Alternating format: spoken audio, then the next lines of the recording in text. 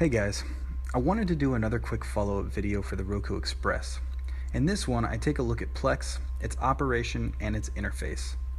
For starters, the app takes a few seconds to load, about 5 to 6 seconds, but that's decent compared to the YouTube app. Once inside, the UI is pretty snappy. As I showed you in my last video, Roku Express's YouTube UI has quite a bit of latency and takes a pretty long time to load, and Plex seems to be immune from that problem. I'd say that the UI is as fast, if not faster, than the Roku main menu, which is pretty nice.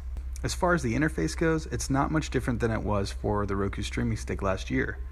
If you're interested in seeing a more in-depth review and comparison of this Plex UI, check out my Plex Showdown video. However, it has gotten a slight refresh when it comes to playback controls.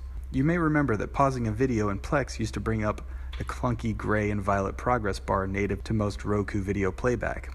But now that's not the case.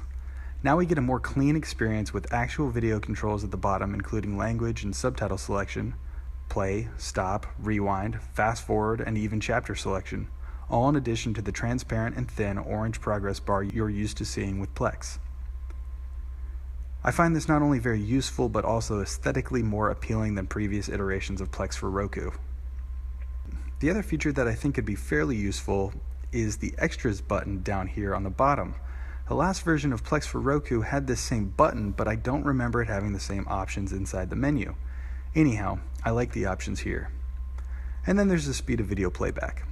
Notice that the stream jumps straight to 13%, then takes some time and jumps up again to about 64, then starts climbing incrementally.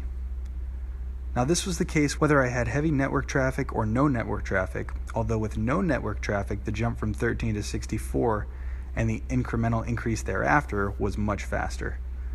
My network traffic consisted of one person using the internet while another was watching Netflix at 1080p.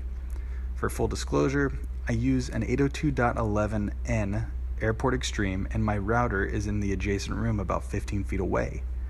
My Plex server is a late 2014 Mac Mini with 8 gigs of RAM and a 2.8 GHz i5 processor.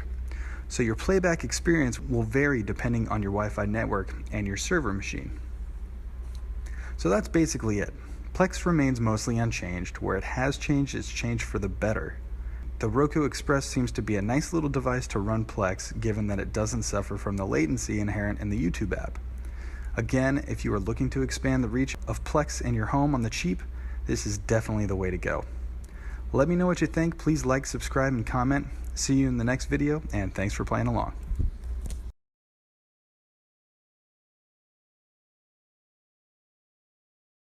Hey, if you like that, watch these, and subscribe for more stuff.